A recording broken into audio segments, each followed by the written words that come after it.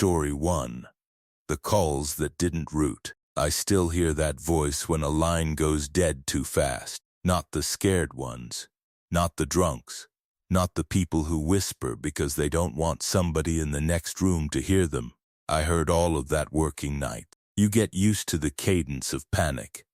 You learn what a real emergency sounds like before the caller even says where they are. What I never got used to was hearing someone keep talking after the system told me they were gone.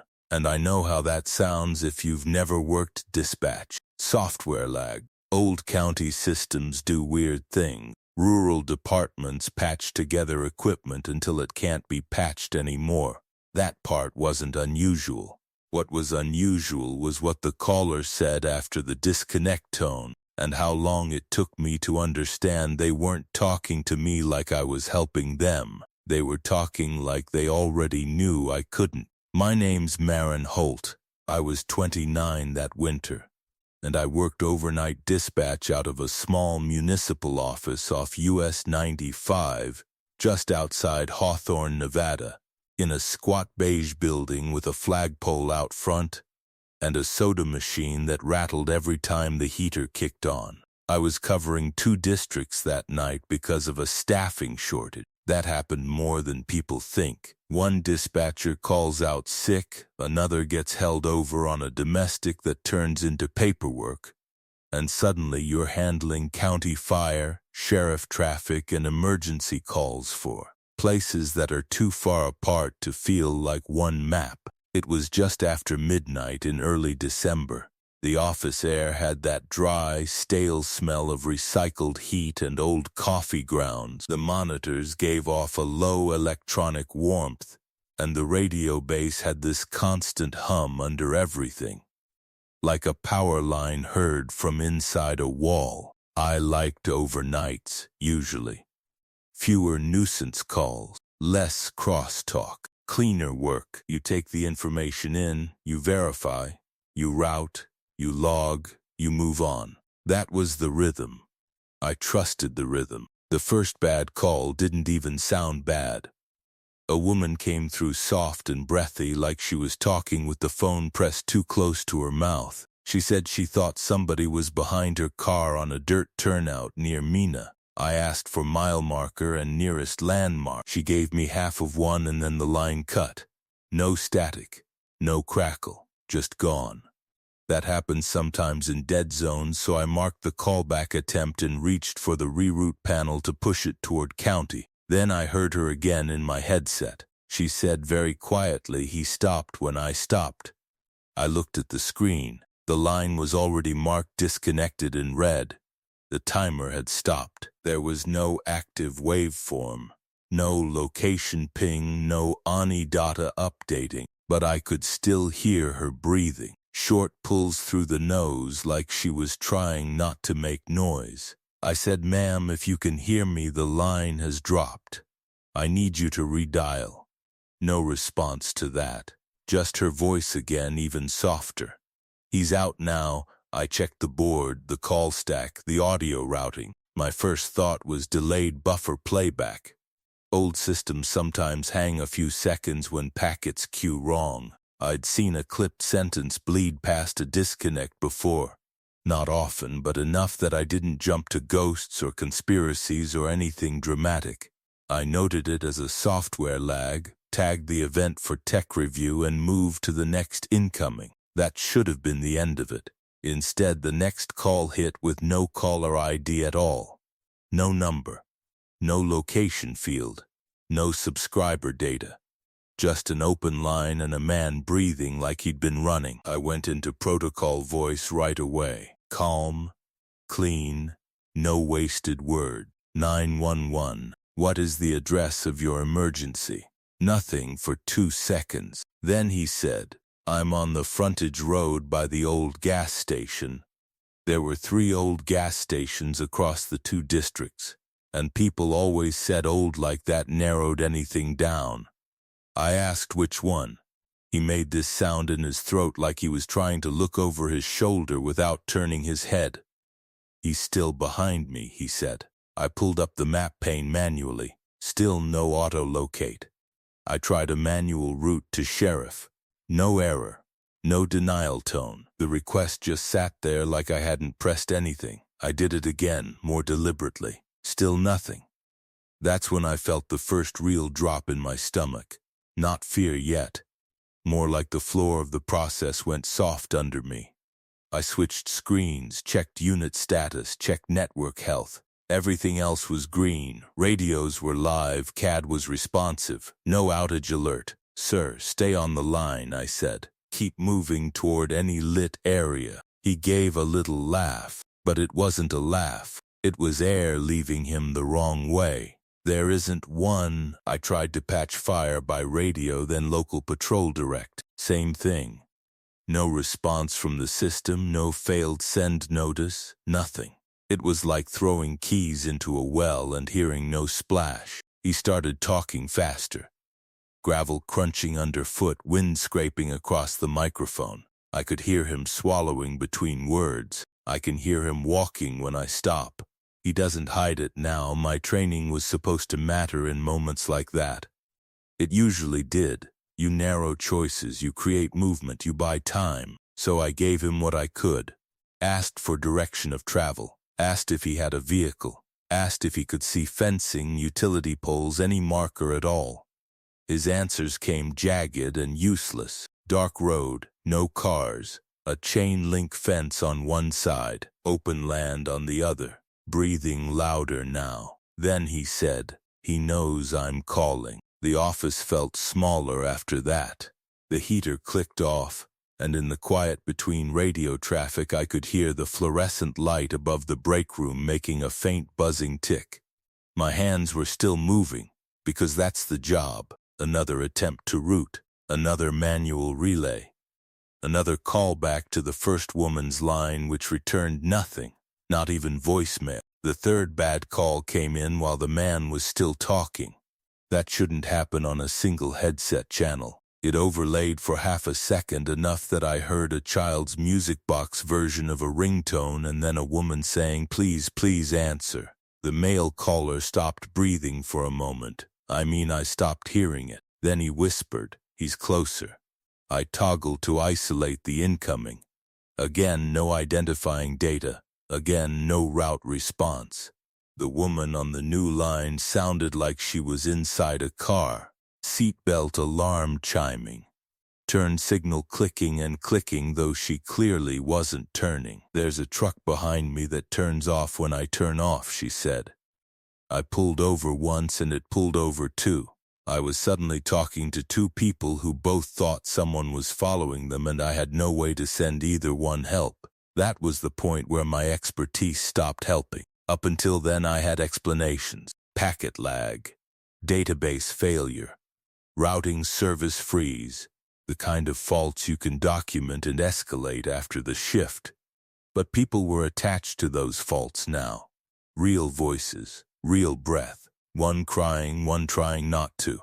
I stood up hard enough that my chair rolled into the filing cabinet. The office smelled like warm dust and old paper.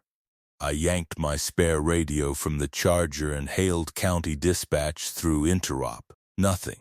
Not static. Not dead air in the technical sense. Just this padded blankness, like the channel was being swallowed before it left the room. I called my supervisor's cell. Straight to voicemail. I called the deputy substation.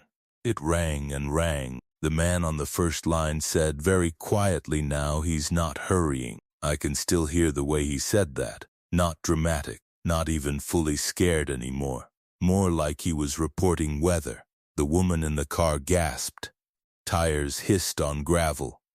"He turned his lights off," she said. I started writing locations on a yellow notepad the old way, every scrap they gave me, every landmark, every phrase, trying to build something I could pass to someone if the system came back. My pen slipped twice because my fingers had gone slick. Then the man said, "There's a building." I asked what kind. Long pause, wind, footsteps. "Looks like offices," he said. One flagpole. The room went very still around me. Not outside, not in any magical way. Just inside my own body. My chest tightened so fast it felt like I'd forgotten how to take the next breath. I told myself there were flagpoles everywhere. Municipal buildings all look alike at night. Beige walls, sodium lamps. That meant nothing. Then he said there's a soda machine by the front. Nobody could see the soda machine from the road. I looked at the front camera feed. Empty parking lot. My own sedan. The county pool truck. Flagpole bending a little in the wind. Dark glass front doors reflecting the pole light. No one there. The caller kept going like he was reading from inside my line of sight. One office light on the left, he said. Blue chair. Filing cabinet with a dent on the lower drawer. My throat closed so tight I had to swallow twice before I could speak. I pulled the building status panel. Access points secure, rear door alarm armed, motion sensors on in the hallway because admin forgot to disable them after 6. The call log updated. Origin location, municipal dispatch building. Not the parking lot. Not unknown. Inside the building. I muted my mic without meaning to. My pulse was beating in my wrist so hard I could feel it against the desk edge. I remember the smell of overheated plastic from one of the monitors. I remember a draft on my ankles from under the console. I remember understanding in one fast, ugly second that if the location data was right then, somebody was either somewhere in that building with me, or the system was capable of lying in a way I had never seen before. Then a new voice came on the line. Not the man, not the woman. A flat male voice, calm as a clerk. You can hear all of them, he said. I unmuted. Who is this? He ignored that. You can't send anyone. My mouth had gone dry enough that my tongue stuck on the back of my teeth. I hit the panic alarm under the desk. Silent local trigger supposed to trip at the substation. No confirmation light. I grabbed the desk phone and called the front office extension. Then the break room, then the hallway wall phone. I don't know why. Maybe I wanted to hear another line ring somewhere in the building and prove the wiring still belonged to the building I thought I was in. Nothing rang. The flat voice said, "Stay where you are." That was the moment I wanted to run. Not in some cinematic way, I just wanted my legs under me and the front door open and cold air in my lungs. But dispatch protocol is ugly in exactly that situation. If you abandon the console, you abandon every incoming, every officer who radios in, every medic unit, every fire page. If there's a chance the system comes back in the next minute, your chair matters more than your fear. That's the job. That's the trap built into the job. So I stayed. I locked the inner office door even though it was thin hollow wood with a window in it. I dragged the chair under the knob. I kept the headset on. I kept answering. Calls kept coming with no data. Some silent, some crying, some cut off halfway through a word. A rancher saying his gate was open and his dogs wouldn't leave the porch. A woman asking if anyone else had reported a pickup parked outside her trailer for the last hour. A man who only said, "I think he picked me because I pulled over." Before the line ended, every route attempt failed. Every callback returned nothing. The system kept accepting the calls and refusing the part where help would move. At some point, maybe around 2 in the morning, I heard footsteps in the hall outside my office. Slow, measured, not sneaking. The old building carried sound badly, so I couldn't tell if they were heavy boots on linoleum or something softer. They stopped at my door. No knock, just a light scrape near the window like a fingertip against the wired glass. My hands were shaking hard enough that the pen ticked against the desk every time I set it down. Sweat had soaked the band of my headset under one ear.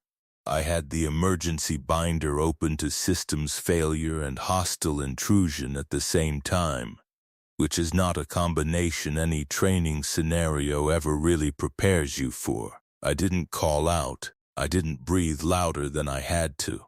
After a while, the steps moved away. Shift change came a little after dawn. pale light flattening the parking lot outside. Jessa from Days came in carrying a gas station coffee and stopped when she saw me still in the chair, shoes braced against the desk, yellow pad full of landmarks and half-cent unit notes. She asked what happened. I told her to check the logs. We checked together. A handful of routine calls were there, a noise complaint, a medical assist, a deer strike on the highway. Most of the others were gone, not deleted in any visible way, just absent, like they'd never come in. I filed a report before I went home. I listed the failed routing, the live audio after disconnect, the location spoof from inside the building, the missing entries. I used the driest language I could, because that's how you get things taken seriously. No one followed up. Tech said they couldn't replicate it. My supervisor said the overnight load and dual district coverage probably made it feel worse than it was. The building cameras from that time block had a gap of almost 40 minutes. I still work days now.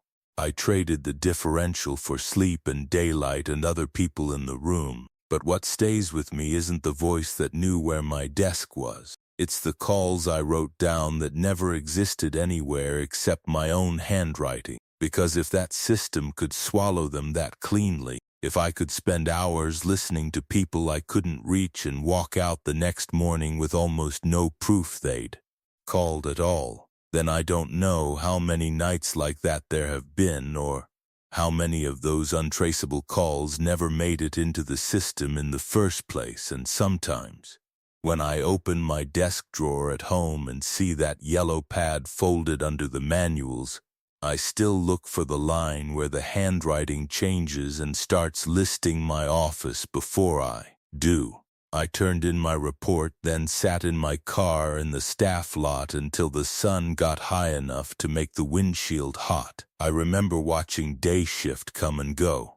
Normal faces, normal radios, normal paper cups in their hands, and feeling this stupid urge to grab one of them and ask if they understood what it meant for a call to exist only in one person's ears. I didn't. People heading into a shift don't want your haunted version of the night before. They want clean information and a chair that works. I told myself it was a systems event. I told myself somebody found a way to exploit a weak county network and used whatever openings were there. Opportunistic, random, nothing personal. That should have helped. It didn't, because random doesn't comfort me anymore. Random means nobody chose me. Random means I just happened to be the only voice there when something realized how much damage it could do by making help impossible. And after that, every overnight job started feeling different to me. Not scarier exactly, more exposed. Like all those buildings with one lit room and one person inside are just waiting to find out how thin their systems really are. The next story came from someone who spent years walking the same route until he noticed somebody else had learned it too. That one never needed a phone line to get close. Story 2, the route that changed. If I'd finished one more full perimeter that night, I think I would have walked straight into whatever had been waiting for me. I don't mean chased. I don't mean attacked in the way people like to picture these things after the fact. I mean something worse in a quieter way. I mean I would have arrived at the exact spot it wanted, at the exact time it had already planned around, and I think I would have understood that too late to turn around without showing it I understood. That's what I still think about. Not a face. I never got a face. Not even a clear body. Just distance, timing, and the feeling of being observed by something patient enough to let routine do the work for it. I've done security a long time. I've worked storms, busted fences, theft attempts, one warehouse fire, and one drunk driver who hit our loading gate so hard he bent steel. I'm not someone who spooks easy. That used to be one of the few things about myself I trusted. My name's Deacon Voss. I was 42 when this happened, working overnights at a distribution warehouse complex outside Columbus, Ohio. in a spread of low concrete buildings off a Lum Creek Drive with truck bays on one side and long chain-link perimeter runs on the other. My route rotated every hour. South fence, east loading corridor, north refrigeration wall, west employee lot. Then back inside to cameras and logs. Same checks, same timestamps, same key ring knocking against my thigh with every step. It was late October. Cold enough at night for the asphalt to hold the day's damp and give it back as a smell. Oil, wet pavement, cardboard dust, that faint chemical chill from the refrigeration units on the north side. The cameras covered most of the property, but not all. Every site has dead angles. You learn them, work around them, and if you've been doing the job long enough, you stop treating blind spots like a surprise. They're just another detail to manage. That was my thinking then. Manage the details, and nothing gets ahead of you. The first time I noticed the figure, I was on the east corridor doing lock checks on the trailer access doors. It was around 1 in the morning. Clear sky, no wind, the kind of cold that makes your nose sting on the inhale. I swept my flashlight down the fence line and caught what looked like a person standing outside the property boundary near the drainage ditch. Too far for features. Just vertical shape where there hadn't been one the pass before. My immediate read was trespasser cutting through. Happens near industrial lots. People take shortcuts. People think fenced property is empty. I put the beam on the spot again, and by then there was nothing there but scrub grass and the silver shine of the ditch culvert. I logged possible movement outside east fence and kept walking. That's the thing about experience. It gives you a template for trouble. Most nights that's useful. If a lock looks scuffed, you think attempted entry. If a truck sits too long near a gate, you think casing. If a person appears at the fence and disappears when you light them up, you think they didn't want to deal with security and moved on. I'd been right that way 100 times. So I kept to routine. Finished the route, went back inside, watched the monitors, drank bad coffee from the break room pot, and let the first sighting flatten into a note in the log. Outside movement, no further contact. Only when I went back out on the next hour, the figure was there again. Different side of the property this time. West lot near the far end where the employee parking cameras miss a strip along the berm. Same distance, same stillness. Not walking into position as I arrived. Already there. I stopped and listened. You learn a lot by standing still at night. The refrigeration units on the north wall had their low mechanical moan. A tractor trailer somewhere on the highway gave a long air brake sigh. Over near the lot, a loose sheet of plastic scraped against chain link in a slow, dry rhythm. But no foot movement, no brush crack, no voice. I lifted the flashlight and got nothing useful. The beam washed fence posts and gravel and one parked sedan with dew silvering the roof. The shape was gone again.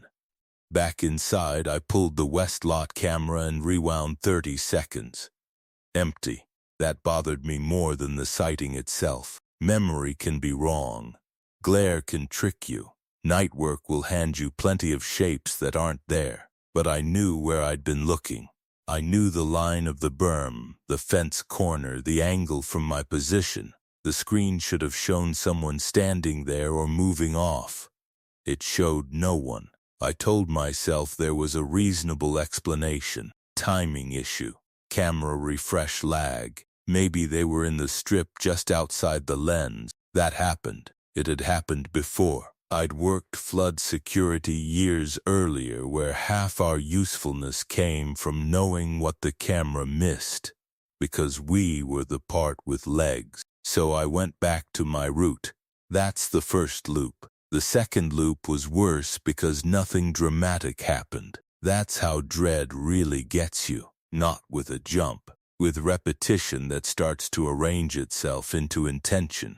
South fence at 2 in the morning. And there the figure was again, positioned beyond the camera mast where the angle opened into a wedge of black field.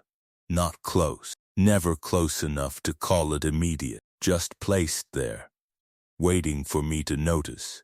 I could tell by then that the shape was human height, maybe a little taller, coat or long outer layer hanging straight, no reflective gear, no cigarette ember, no phone glow. Just a person-shaped absence where the night looked thicker. I used the radio to inform the supervisor on remote watch that I had another possible trespasser outside the perimeter. He sounded half awake and irritated. "You want me to call local?" "Not yet," I said. "Might be someone cutting through." That was me leaning on old experience again. Don't overcall. Don't burn credibility on shadows. I'd had rookies do that around me for years, seeing threats in every movement until nobody listened when it mattered. I wasn't going to be that guy at 42. I swept the fence, checked the gate, stood there a minute longer than I needed to. By the time I moved, the figure was gone. Back inside, the south camera showed an empty line of fence vibrating very slightly in the wind that had apparently picked up while I was outside, even though I hadn't felt it on my face. That detail sat wrong with me. On the next loop, I almost relaxed. North wall, nothing there. East corridor, nothing there. I remember actually feeling a little embarrassed by then, as if I'd let being alone too long turn the edges of things into people. Then I came around the west lot again and saw the figure farther in than before, standing just past the yellow concrete bollard that marked the turn in my route, still outside a clean camera angle, still not moving. That did it. I changed course and cut fast toward the corner, boots loud on the asphalt, flashlight up, radio in hand. My body felt steady then. Familiar ground. Confront, identify, remove. That part I knew. I rounded the corner. Nobody. No footsteps running off. No car door. No rustle in the scrub. Just the smell of wet oil and cold metal, and my own breathing suddenly louder than it should have been. I checked the fence line with the beam. The grass beyond it lay flat and silvered. No fresh break. No displaced gravel. Nothing. When I went inside, the west lot camera again showed me charging a corner toward empty pavement. That should have been enough for me to escalate it. Call local, wake management, pair up or suspend patrols. But experience cuts both ways. When you've survived enough ordinary bad situations, you start believing the next thing belongs to that same family. You think if you stay calm and stick to procedure, it'll resolve into something known. That was the mistake. Not panic, familiarity. The next loop gave me a little release, which made the one after that hit harder. East corridor clear, south fence clear. I started feeling stupid again, and I almost welcomed that feeling. It meant the world still made the old kind of sense. Then at around 3 in the morning, coming off the north refrigeration wall where the units made your teeth feel cold from the inside, I saw the figure at the far end of service lane between two trailers, closer than before, not close enough for features, but unmistakably there. I stopped walking and the figure did not react. I could smell hot dust from the unit fans and that metallic damp smell trailers get around the wheel wells at night. My left hand had gone tight around the flashlight until the ridges pressed into my palm. Security, I called out. You need to move off the property. No answer. I took 2 steps forward. The figure was no longer in the lane. No movement between those 2 states. Just there, then not in the place where my eyes expected it. I hate explaining that because it sounds like I'm saying something impossible. I'm not. I'm saying night and distance and blind spots can make movement disappear if it's timed right. A person can shift while your attention catches on a reflection. Somebody determined enough can use the geometry of a place against you. That's almost worse, honestly. I checked the camera inside. Empty lane. Second release. Shorter. Less convincing. By then, I'd started changing my timing without meaning to, pausing longer at some corners, hurrying others, listening before I turned. Every route became less about checking doors and more about feeling whether I was arriving where something expected me. The schedule had been my comfort for years. That night, it started feeling like a track somebody else knew. At maybe a little after 4, I found a scuff in the dust on the sill of the west pedestrian gate. Not a break-in mark. More like the toe of a boot had rested there for a while. One print partial, not enough tread to identify. Fresh, though. Too crisp for the damp. That was physical evidence. Something my hands could touch. I crouched, ran one finger near it without smearing, and felt my heartbeat thudding up into my throat. I radioed the remote supervisor again, sharper this time. You need to review west exterior access. Somebody's been at the gate.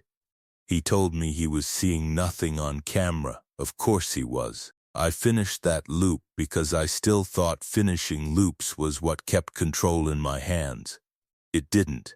It just carried me forward. The final pass started wrong the second I stepped out. The lot was quieter than before. Not silent. Worse than silent.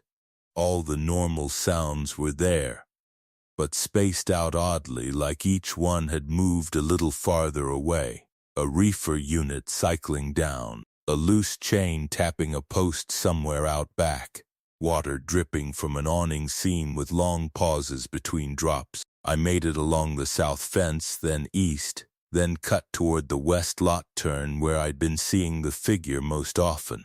I remember the beam of my flashlight catching the reflective strip on a fire extinguisher cabinet and flashing it white for half a second. I remember thinking absurdly that I should replace the batteries before dawn. Then I turned the corner and saw them standing directly in the path I was about to walk. Not at the fence, not beyond a blind spot, in the path itself. Still too dark for a face. Dark coat, arms down, head angled slightly like they'd been listening. The distance between us wasn't far, maybe 30 feet, maybe less. Close enough that I should have seen details. My body stopped before my brain caught up. My knees locked. Breath stalled high in my chest. I blinked once because my eyes had started stinging from the cold, and the path was empty. Not empty in the way someone had just run. Empty in the way a stage looks after the set piece is pulled between scenes. Nothing moved. No gate clatter. No footsteps. No shifting shadow breaking from the dark. I backed up without taking my eyes off that stretch of pavement. My radio clicked against my jacket zipper. I got inside, went straight to cameras and rewound every exterior angle that should have covered that corridor. Nothing. Only me stopping at the corner, staring at open pavement like an idiot. I didn't finish the next route. That's the part people ask about sometimes, because security work trains you to complete checks, not abandon them. But by then the route itself felt compromised, not unsafe in some vague way, structured. Like I'd been moving through a pattern somebody else understood better than I did. So before the next cycle hit, I printed the log, left the site keys in the lockbox, called management, and told them I was ending the shift early due to an unresolved perimeter issue and insufficient visual confirmation. Clean language, professional language. My hands were shaking so badly I had to press them flat on the desk to sign the form. I never took another overnight assignment after that. Swapped to daytime contract work, then left site security altogether not long after. There was no incident report beyond mine. No fence breach, no theft, no vandalism. Cameras stayed empty. Management treated it like a perception issue, maybe stress, maybe fatigue, maybe a person outside the property who liked being seen and liked vanishing before he could be identified. That's possible, probably more possible than anything else. But here's what stays with me. The sightings weren't random. They tracked the rhythm of my route. They always happened before I got there, not because somebody was scrambling away, but because somebody knew where I would be and when. By the time I understood that, the route itself had changed for me. It wasn't my pattern anymore. It was theirs. So I left before the next full cycle completed. And I still don't know if that's why nothing worse happened, or if the only thing that saved me was refusing to find out whether one more turn around that building would have put me face to face with the place they'd been standing for me all night. After I quit, I started noticing how many jobs ask you to trust repetition. Walk this line, check this door, make this turn every hour on the hour. Routine sounds harmless when you say it in daylight. At night, routine is a promise. If somebody wants you badly enough, routine tells them where to wait. For a while I couldn't stand parking lots after dark, especially the big flat ones behind warehouses and grocery depots where the security lights make islands instead of coverage. I'd park near an entrance, then move again. My wife started asking why I kept checking the mirrors before I got out, even in empty places. I told her old habits. That wasn't a lie. It just wasn't the whole thing. The whole thing is I still think about that final corner and how close the figure had gotten without ever needing to rush me. I think about patience. I think about blind spots that feel accidental until you've spent enough time in. And I think about people who only ever watch. Because watching means they don't need much from you except for you to keep doing what you always do. The next story starts with somebody already running, which is one of the worst ways a night can begin. By the time he understood he was in the wrong part of the building, somebody else had already started speaking to him like he belonged there. Story 3. The shift I wasn't assigned. By the time I hit that hallway, I was already breathing through my mouth because the air tasted like hot metal and something burnt, sweet, and I already knew I wasn't supposed to be there. That's the first clear piece I have. I remember my shoes slapping the concrete. I remember overhead lights flickering in sections so the corridor kept breaking up into bright and dim strips. Bright and dim like I was running through frame. I remember hearing machinery somewhere ahead even though nobody had been in that section when I passed it before. And over all of it, calm as a pre-recorded announcement at a grocery store, the intercom said my name again. Not loudly, not urged, just like it was telling me where to report. If you want the part before that, the normal part, it started earlier the same night when I agreed to take a last-minute graveyard shift because I needed rent money, and the temp agency said the job was easy. My name's Tobin Vale. I was 22 then, living in a one-bedroom over a vape shop in southwest Detroit with a roommate who was always 2 weeks late on utilities and a mattress on the floor because I hadn't bought a frame yet. I hated being alone in big places. I always have.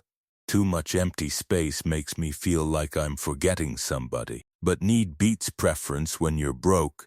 So when the agency called around dusk and said a manufacturing facility on the east side needed a body for overnight material checks, I said yes before I thought too hard. The building was off a side road past a line of chain link and freight lots. One of those long industrial blocks with brick in front and newer metal additions stuck on the back, like afterthoughts. When I pulled in, a little before 11 at night, the lot was only half full. Sodium lights buzzed over the rows. The air had that Detroit winter edge, damp and metallic, and the whole place smelled faintly like machine oil even outside. Inside, the lobby was brighter than I expected. Waxed floor, bulletin board with safety posters curling at the corners. A night supervisor behind the glass window who barely looked up when I gave my name. He checked a paper on a clipboard, frowned once, then waved me through anyway.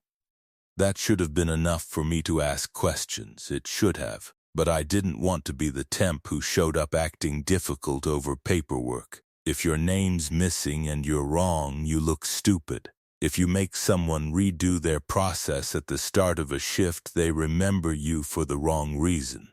So when he said, "You're probably on the supplemental sheet," I just nodded like that settled it. My first task was basic. Walk pallets from receiving into staging, check labels against a handheld scanner, stack the mismatched ones near Bay 3. Easy, repetitive, exactly the kind of thing they send temps to do when nobody wants overtime. There were other workers around then, though not many. A woman in a blue knit cap driving a floor jack. Two guys by the shrink-wrap station talking over each other. Somebody laughing somewhere past the conveyor line. That helped. Noise helps when you hate empty places. Noise means witness. The first wrong note came maybe 20 minutes in, when one of the warehouse guys asked if I'd already finished the lower annex. I said I hadn't been assigned an annex. He looked at me like I was making a joke that hadn't landed. "That's what you're here for, right?" Before I could answer, he'd already turned away. It bothered me, but not enough.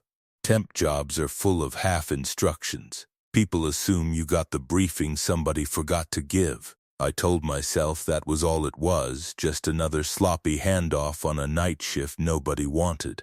I scanned labels, pushed pallets, tried to ignore how often I was glancing over at the clipped shift roster on the column near the break area. My name wasn't on it. Not crossed out, not misspelled, not under another department, just absent. I remember standing there pretending to drink water while staring at the sheet long enough for the paper cup to go soft in my hand. There were handwritten additions at the bottom. None of them were me. I could have gone back to the window and asked. I know that. But the social math kicked in. If I went back and they said I was on the right shift after all, then I was the awkward temp causing admin noise at midnight because I couldn't read a room, and everybody around me acted like I belonged there. That mattered more to me than it should have, so I stayed. That false confidence lasted maybe half an hour. A man in a gray sweatshirt I hadn't seen before came up beside me near Bay 3 and said, "When they tell you to go below, take the west stairs, the east access sticks." He said it casually, like he was giving directions to a restroom. I said, "Who's they?" He gave me this distracted look, like I'd asked what a ceiling was. "You'll know." Then he kept walking. I watched him cross the floor and disappear between stacked cartons. I almost followed, but a forklift beeped past me and I lost him. When I looked for him later, I didn't see him anywhere. That by itself didn't prove much. Big facility, shift traffic, people blend.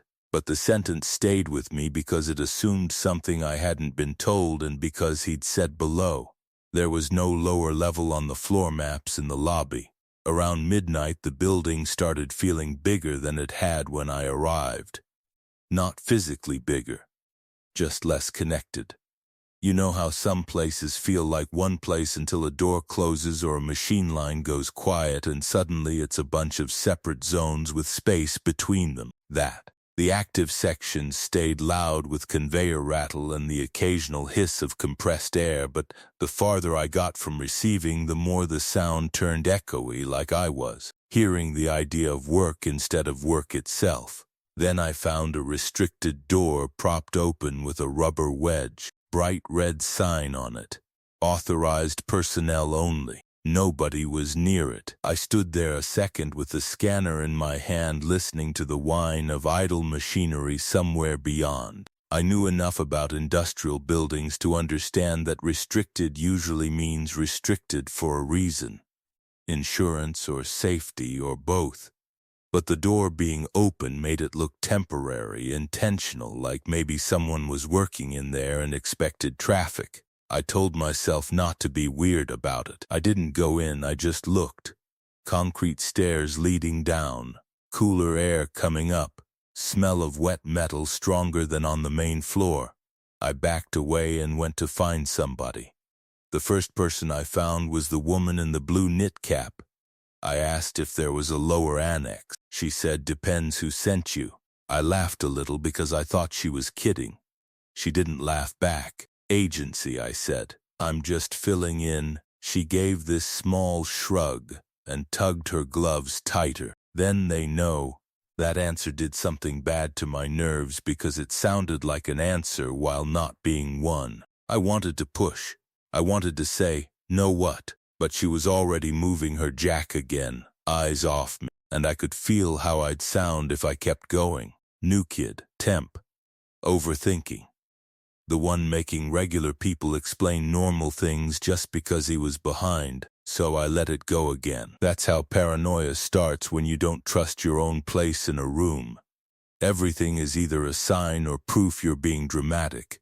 You can't tell which. Not long after that, the documented instructions stopped completely. I checked the assignment clipboard. My original task line had been smudged out, not crossed out with a pen, smeared like somebody had dragged a thumb through the ink before it dried. In the blank space under it, somebody had written in block letters, "See Lower West." No initials, no time mark, no department code. I stared at it long enough that the letters stopped looking like letters. My chest had started doing this thin, tight thing where every breath felt shallow even though I wasn't moving. I wanted to go back to the window. I wanted to ask for one clear person with one clear authority to tell me where I was supposed to be. Instead, I took the clipboard with me so if anyone stopped me, I could say I was just following written instructions. That's the part I'm embarrassed by now. Even scared, I was still trying not to get in trouble. The west stairs were behind a caged storage area and a line of unused carts. Unlike the propped restricted door, this one wasn't marked. Just gray metal with scraped paint around the handle. It opened cleanly. The stairwell smelled colder than the rest of the place, like concrete that never dried. Sound carried strangely in there. The main floor noise dropped away after a few steps, but I could still hear machinery somewhere below. Not loud, just steady, like big belts turning under a floor. I remember thinking that if this was a real work area, surely there'd be signage, lights, somebody moving around. There were lights, too many of them. Long fluorescent rows, all on, humming hard enough to make the air feel tense. At the bottom was a corridor I hadn't seen on any map. Painted cinder block, pale green gone gray with age. Yellow floor lines leading deeper. Doors with number plates but no department names.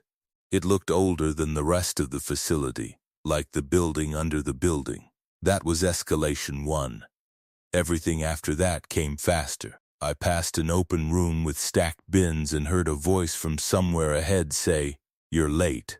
Not angry, not joking, just factual. I said sorry before I even knew who I was saying it to.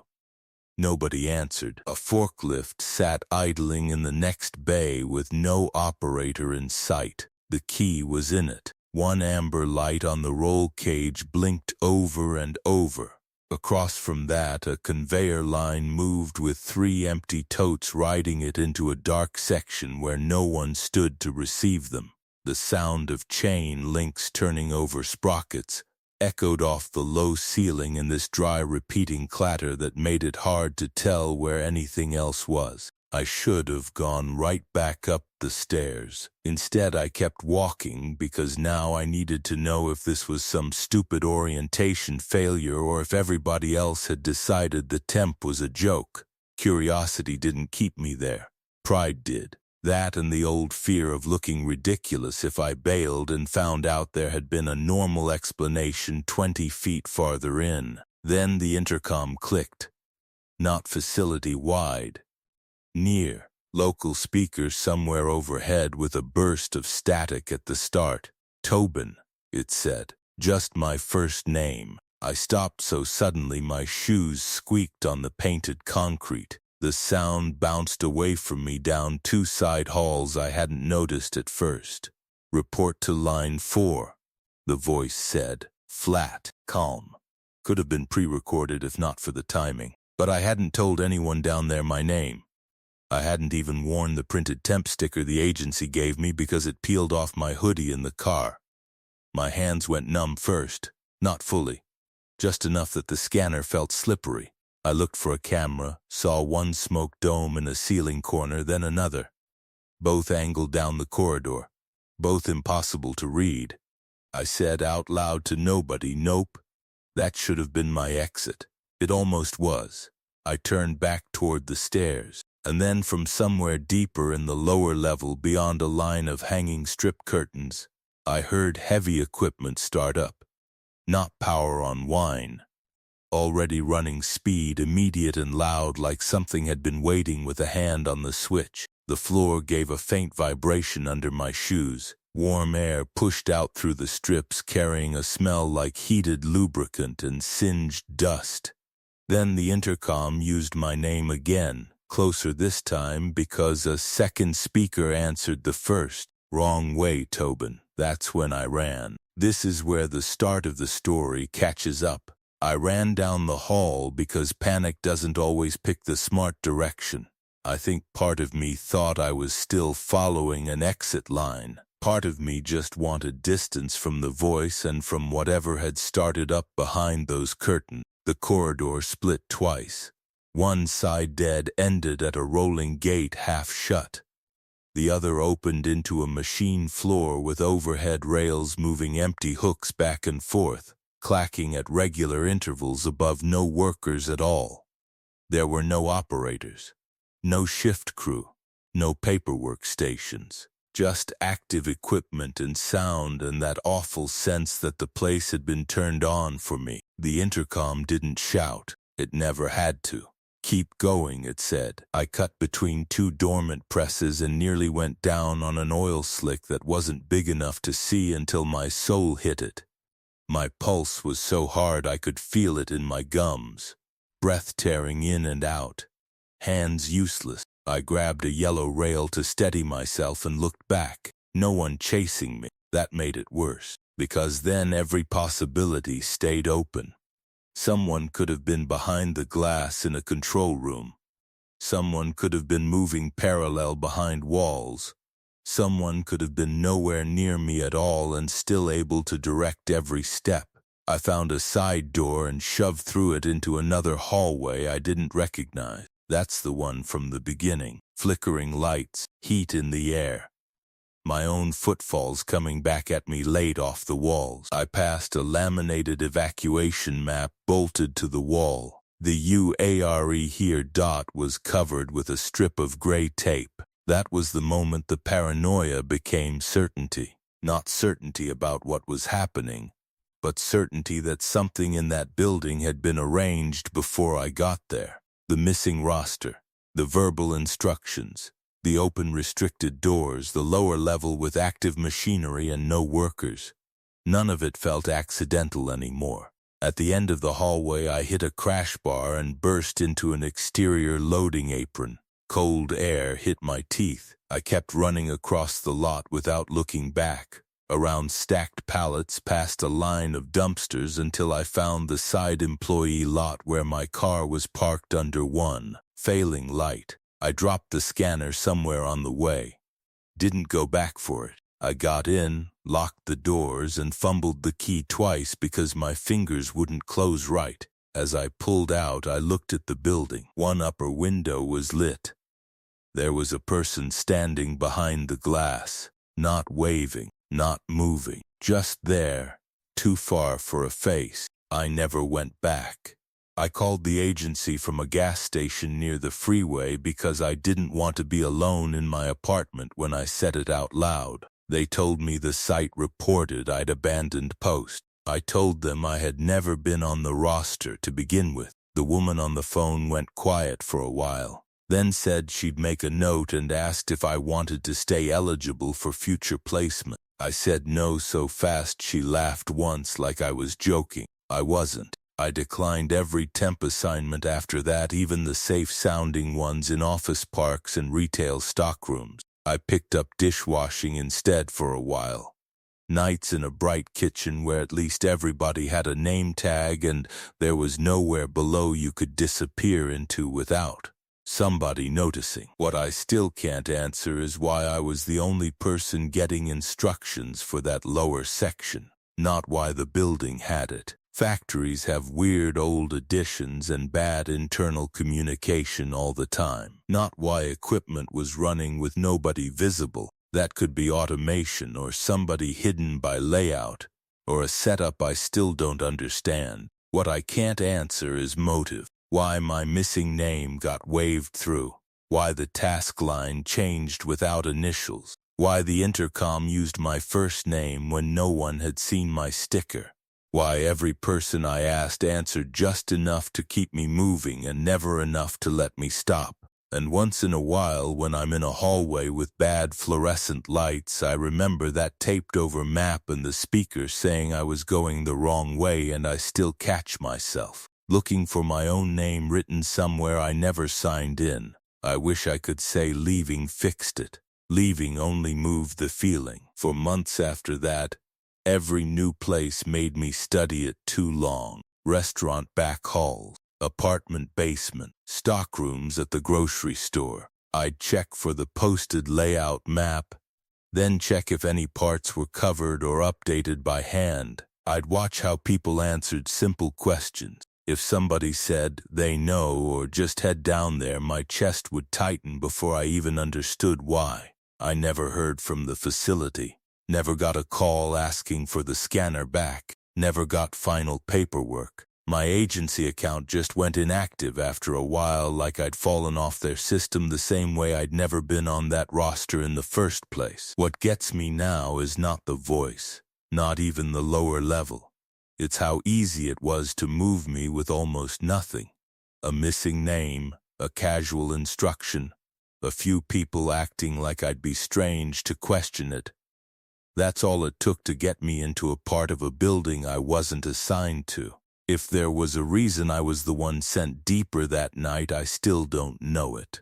But every time I pass a factory after dark and see one small office window lit above the rest, I think about whoever was standing up there when I reached my car, and whether they were watching me leave or just confirming that I finally had. Story 4, the log that didn't match. The worst part wasn't finding the wrong entry.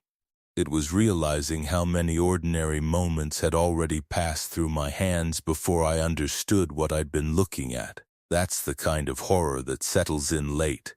Not the jump, not the noise, not the image that knocks the breath out of you in real time. I didn't have any of that. I had paperwork, screen glare, toner on my fingers, a records office in the basement level of a hospital in St. Louis where the overnight sounds came filtered through vents and distance, softened enough to feel harmless. Then I started reviewing incident logs that didn't line up with anything else, and by the time the shape of it came together, it reached backward through several nights and made those earlier hours feel contaminated. My name is Nadine Kepler. I was 58 then, a hospital records clerk at a private facility near Forest Park, the sort of place with polished lobby stone upstairs and a maze of old administrative rooms below where the walls still held old paint colors under the newer coat. I worked nights by choice. I've always done well alone. Less interruption. Fewer people asking where forms should go.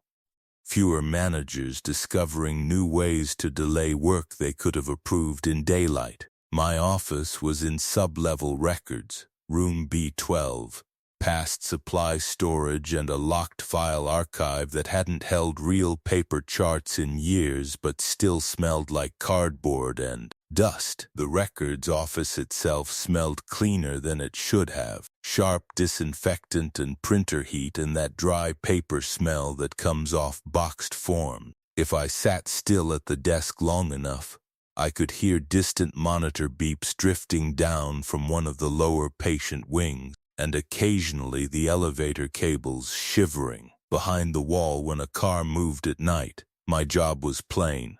Review incident logs from evening through early morning, verify entries against admissions and departmental reports, correct coding errors, archive the final versions, falls, behavioral issues, medication delays, misplaced property, security notes. Most of it routine, most of it forgettable. That was exactly how I liked it. This started in late February a few years back on a week when the hospital had swapped to a software patch for overnight incident reporting. Whenever they update any system in healthcare, half the building blames the software for the first month no matter what goes wrong. That was the atmosphere I came into, which matters because it gave me an easy explanation for what I saw first. The first wrong note was phrasing. 3 unrelated incident reports from separate departments contained the exact same sentence, not similar wording.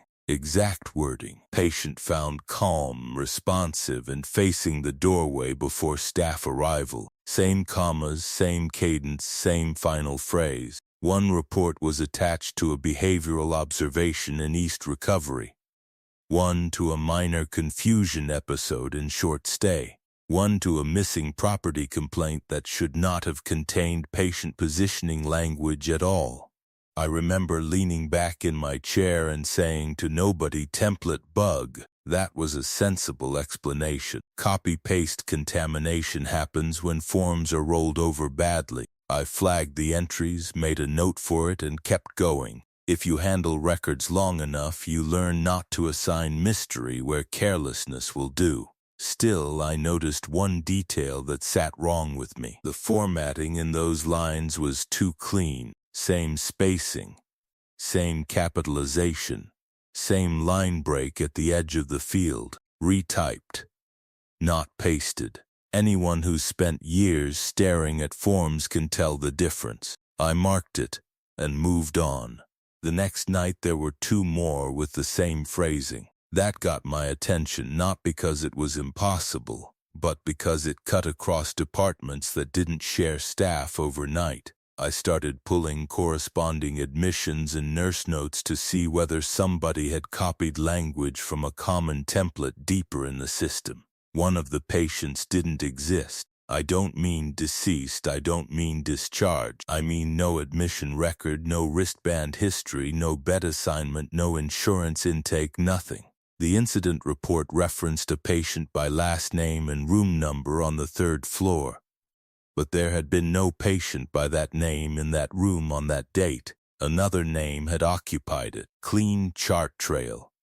No overlap. That was escalation 1, though it didn't feel frightening then. It felt like a puzzle, and I have always been susceptible to puzzles. That's the investigator in me, I suppose. Other people see error and pass it upward. I see error and want to know which seam it came through. So I dug. I pulled security notes. I pulled environmental services logs. I checked temporary bed assignments and overflow paperwork because sometimes a person can exist in transit before the main system settles. The more I checked, the more the mismatch sharpened. Several overnight incidents referenced individuals who had no admission footprint at all. Not fake-sounding names either. Plain name, human names that would disappear into the hospital if they were real. That should have made me stop. It didn't.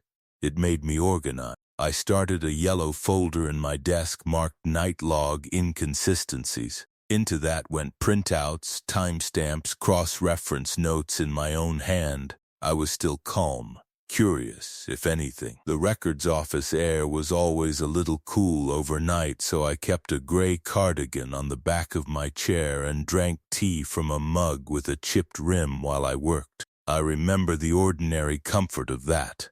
The steam fogging my glasses slightly when I leaned in. The monitor reflecting pale in the darkened window over the vent. It all felt small and controllable. The second wrong layer arrived when entire incidents began appearing in logs without any matching trace in official systems. Not missing patients this time. Missing events. A security response to a disturbance in radiology that had no security dispatch record. A patient transfer delay with no transport request. A fall risk intervention logged on a unit that had reported no such alert. If you've never worked in a hospital, that may not sound alarming. Systems miss things, people chart late, departments fail to coordinate. On paper, chaos can look like ordinary hospital inefficiency. But the entries themselves were too precise. Times to the minute, staff initials formatted correctly, unit names spelled in the current style, not the outdated abbreviations older employees still use. Whoever entered them understood how the institution wanted to look in records. That's what made it feel deliberate even before I had proof. I mentioned some of this to Bryce in health information one night when he came down for archived discharge form. Bryce had been there 12 years and believed every unexplained problem could be assigned to either lazy staff or bad software. He flipped through one of my printouts and said, "Looks like somebody's practicing." Practicing what? Writing clean notes. Maybe a trainee with access they shouldn't have. He handed it back and added, "Or your patch is haunted." He smiled when he said it. I didn't. That exchange bothered me later because it gave me the wrong frame. I spent 2 more nights looking for accidental access. Training terminals, shared password, old templates, human negligence I could name. Instead, I found a time problem. Corrections were appearing before original entries. Let me explain that carefully. In the audit trail, a correction note with a later clarification would log at, say, 2:17 in the morning. The incident it referred to would not appear in the system until 2:43. Same case ID, same editor trail. Impossible order. I checked server sync, I checked cached views, I checked whether I was somehow reading local and central timestamps differently. No. The sequence truly ran backward. That is the kind of thing that makes you sit very still. Not because you think time has broken, because you know systems don't invent impossible order unless someone has worked to make them look that way. That was the first moment I looked around my office with different eyes. Room B12 had no windows to the outside. Only one narrow wired glass pane in the door that showed the hall beyond in a gray-green strip. The overhead light above my desk hummed faintly. The second printer, the older one by the shelves, smelled hot even when idle. My filing trays were exactly where I always kept them. Blue for pending review, black for archive. Incoming stacks on the left, mug on the right. Nothing changed, and yet I had the distinct feeling that all that order was visible to someone besides me. It wasn't fear yet, more like awareness settling into the corners. I started checking who had accessed overnight records. The permissions logs came back broad enough to be useless. Supervisors, compliance, maintenance, quality review. Too many legitimate doors into the system. Still, a pattern emerged. Certain questionable entries had been touched by accounts tied to departments that should not have been awake at those hours. Administrative credentials active at 3 in the morning. Not impossible, just odd. Then I found repeated language elsewhere, tucked into unrelated remarks, facing the doorway before staff arrival, patient already aware of entry, observed before contact made. Not identical every time, but close enough that it sounded like one mind writing variations. That was beat 1 of something I only recognized later. Preparation. The threat in this story, if that's what you want to call it, did not rush. It prepared. It entered things where they would be read as clerical noise. It used the ordinary faith people have in institutional formatting. The horror wasn't in one monstrous act. It was in forethought applied in increments so small nobody would stop the machine for any single one of them. A week into this, I began printing suspect entries and laying them side by side on my desk. Paper makes patterns visible in a way screens sometimes don't.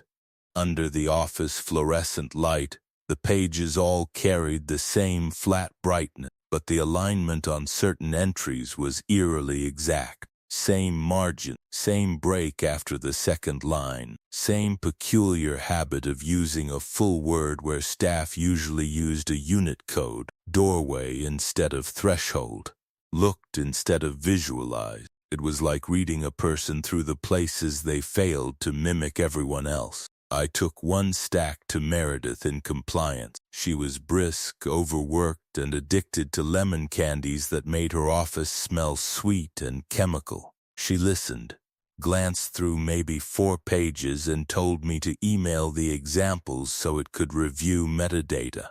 I said, "I'm worried these aren't only errors." She said, "Nadine, if there were real incident discrepancies at this scale, someone higher than you would have noticed." I don't think she meant it cruelly. She meant it the way people do when they trust institutions, because the alternative would be too large to carry. If the record system is lying, then what else is being stabilized by paperwork nobody reads carefully enough? I emailed the example, no reply. The next night, more entries waited for me. One described a patient elopement attempt on a unit with no overnight census. Another referenced a room cleaning after an event not logged anywhere else. The details weren't frightening in the moment. A dropped cup, a chair moved, a call button removed from reach. I read them as anomalies. Only later did I understand they described spaces being arranged. That's the retroactive part that still bothers me. When the clues are mundane enough, you don't feel fear while collecting them. You feel diligent. Only later do you realize you were cataloging intent. I started staying a little past shift end. Not much. 15 minutes here, 20 there. I wanted to catch whether any suspect entry appeared during my review window or all at once before. Mostly they were already there when I logged in. That suggested preloading, scheduled insertion, or an access point I could not see. Again, my mind went to method, not menace. Somebody with knowledge, somebody with patience. Then one night the office door was ajar when I returned from the restroom. Just an inch. I am tidy to the point of annoyance, and I always latched that door because the hall draft made it rattle. Inside, nothing looked disturbed. My mug sat where I'd left it. The yellow folder remained in the top drawer. The paper stacks were aligned, but my desk chair had been pushed in square to the desk instead of slightly angled the way I always left it. I stood there staring at the chair like it might explain itself. My pulse had picked up, enough that I could feel it in the base of my throat. I checked the hall. Empty. A housekeeping cart far down near imaging. No one beside it. I told myself a custodian had straightened the room while I was gone. That made sense. It had to. Yet when I sat back down, the cushion still felt warm in one place that did not match where I would have touched it moving around the desk. I didn't report that. There was nothing to report that didn't make me sound unstable. Instead, I checked the yellow folder. The papers were in the correct order, except one new page had been inserted in the middle. At first, I thought I'd missed it earlier. Then I saw the heading, Internal Night Incident Review, Records Office B12. Time of incident, 2:14 in the morning. The timestamp was 2 minutes in the future. What follows is the part I have reread so often I can recite it. Clerk reviews inconsistent entries and accesses archived cross-reference file. Clerk leaves desk, checks door, returns to station. Clerk places left hand on yellow folder before contacting second-level supervisor. I had, in fact, just placed my left hand on the folder. The office did not change around me. No noise swelled, no lights went out. That almost made it worse. The printer kept humming softly in standby. Somewhere upstairs a monitor alarm chirped twice and stopped. The smell of disinfectant and paper stayed exactly the same. I was sitting in a normal room holding a page that described what I had just done under a timestamp that had not arrived yet. That was the peak if you need one. Not a chase, not an apparition. A document that knew my immediate future in the language of hospital compliance. I checked the source metadata with hands that had started to tremble in small, controlled pulses. Same user format as the other suspicious entries. Same clean lineation, created from a terminal ID that did not map to any active workstation in the building. I printed the audit, and while the printer worked, I found myself listening to the door glass as if a sound might come through before a person did. The incident text continued beyond what had happened. Clerk will request supervisory review.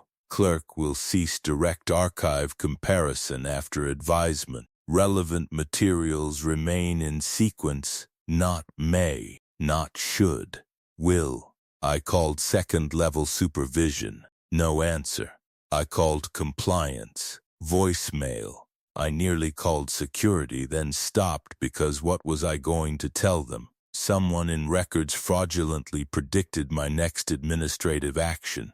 That sentence sounds foolish even when I know it happened. So I tested it. That is the ugly truth. Curiosity survived even there. I did not touch the phone for a full minute. I stood, walked to the door, opened it, checked both directions of the hall, came back, and deliberately moved the yellow folder from top drawer to the shelf behind the printer. Then I returned to the desk and refreshed the incident queue. A new correction appeared. Folder relocated prior to contact attempt. My legs stopped feeling trustworthy after that. Not weak exactly. Wrong, as if they belonged to a version of me standing a few inches to the side. I sat because it seemed safer than falling. My mouth tasted metallic. Sweat had gathered under my collar even though the room was cool. The next entry loaded with a notation I had never seen used in incident software. Sequence preserved. I understood then, too late and all at once, that whoever had been inserting these reports was not merely hiding past incidents or fabricating stray events. They were documenting a process, not the hospital's process, theirs. Quiet adjustments, removed names, backdated corrections, spaces prepared before use, records arranged so anyone who noticed would only notice by degree. And now I was inside it enough to be entered too. I shut the review queue and backed out of archive access. The system did not resist. Nothing dramatic. No lockout. No warning. On the hall side of my door, somebody pushed a cart past fast enough that the shadow crossed the wired glass and vanished before I could identify who it was. I took the yellow folder, my handwritten notes and the printouts of the impossible timestamps, and carried them upstairs to administration at the end of shift. Meredith was not in yet. I left the packet sealed in an interoffice envelope with her name and urgent review written across the front. That afternoon I got an email from her saying only, received, will assess. The next night my folder was back in my desk drawer. No envelope, no cover note. The papers in order, corners aligned. I requested reassignment the same shift. Not resignation, I still needed the job. I asked to move to daytime release filing, anything away from overnight incident review. The request was eventually approved, though slower than it should have been. No one ever directly addressed the contents of the folder. No disciplinary note, no meeting, no formal inquiry. As far as the institution behaved, nothing extraordinary had occurred. That is what incomplete looks like in a real place. Not denial with fireworks, just absorption. I stopped reviewing night logs after that.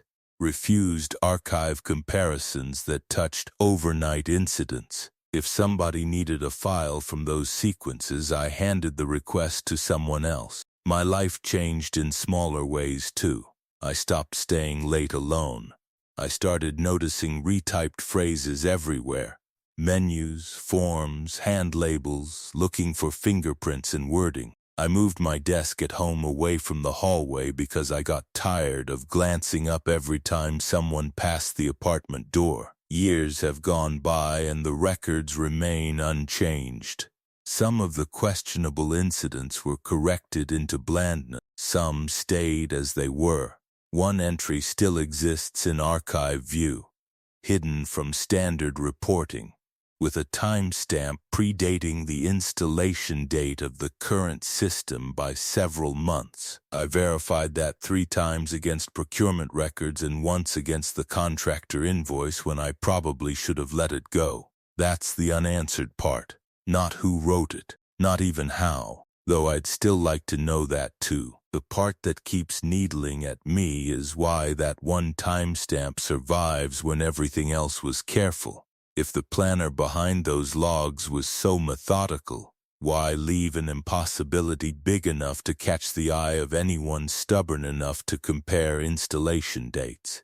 Unless it wasn't a mistake. Unless it was meant as proof for the one person who looked too long. Because once you see the pattern, ordinary details turn on you. The identical phrasing, the retyped formatting, the room described before the event, the yellow folder returned to the drawer in the order I use, not the order someone else would guess. None of those frightened me when they happened. They only became frightening later, when they assembled into a picture of someone who had been preparing record spaces and responses carefully enough that I still don't know which incidents were warnings, which were rehearsal, and whether my office was documented because I found the pattern, or whether I found the pattern because at some point I had already been added to it. I retired not long after. People assume that means distance.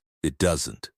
Retirement just gives you more quiet in which old details can line up.